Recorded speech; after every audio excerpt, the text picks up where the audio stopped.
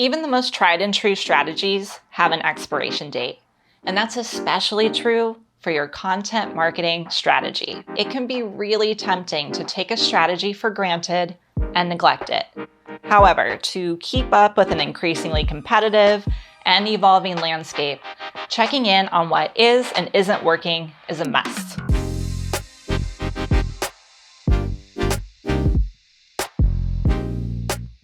Now, we're not saying to scrap everything and start over, but there are several strong indicators that will reveal when to revisit certain pieces of your content strategy.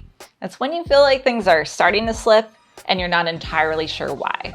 Number one, your team is trying and failing. When your marketing team is juggling a ton of priorities, it gets really tough to carve out focused time to produce high-quality content consistently. Lack of experience and skill sets can also make your team feel really defeated. The thing is, just because someone is a decent writer doesn't mean they know how to write a valuable blog. And just because someone else is a great presenter doesn't mean they know how to create an engaging video. Creating more content faster is actually a top challenge for 38% of marketers in SEMrush's 2023 State of Content Marketing report.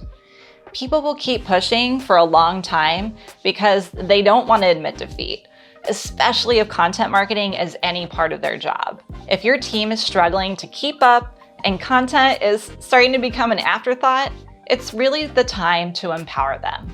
Hit the pause button and figure out what kind of support they need. That might mean an exciting content series that gives them a renewed sense of direction, or that might mean seeking outside support to strengthen their ongoing production efforts. Number two, your content isn't ranking. A lot of content purists get worried about focusing too much on keyword data, and they declare that content should be created for humans first. Look, I'm all for it.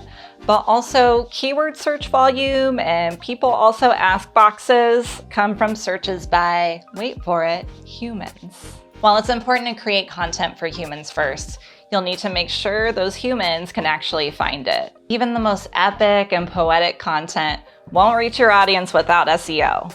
I think a lot of us get this general concept, but still 29% of marketers are having trouble ranking in search engines. If you're part of that 29%, remember that optimizing for search engines and providing valuable content are not mutually exclusive. They go hand in hand. Always approach keyword research based on topic relevance and avoid creating irrelevant content just because the SEO opportunity is fruitful. Yes, you want traffic, but you want the right kind of traffic. The whole point of content marketing is to attract and eventually convert those leads. Number three, your leads aren't good leads. So maybe your team is constantly churning out content, landing high rankings on Google, and checking off all the right vanity metrics. It's possible for all of that to be true and still not see the real business results you hoped for. You're reaching people, but it's the wrong audience. And no matter how much you nurture them, if they're not in the position to take that next step with you, all of your efforts will be in vain. This is a common concern for about half of the marketers out there.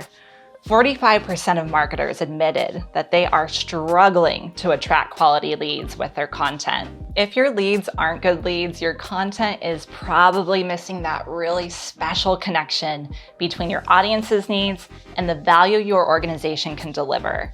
The secret sauce here isn't very groundbreaking. Get back to those content marketing basics. Develop buyer personas, but make sure they're based on real humans that you want to do business with. Then tailor your content to address their pain points, aspirations, and interests at each stage of the buying process. It's super important to be analytical about your content marketing strategy and the results it generates.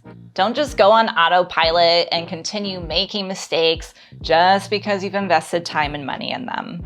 The sooner you course correct, the better off your organization will be. I'd love to hear how you know it's time to revisit your content strategy. Was it something I mentioned in this video or something else that lit a fire under you?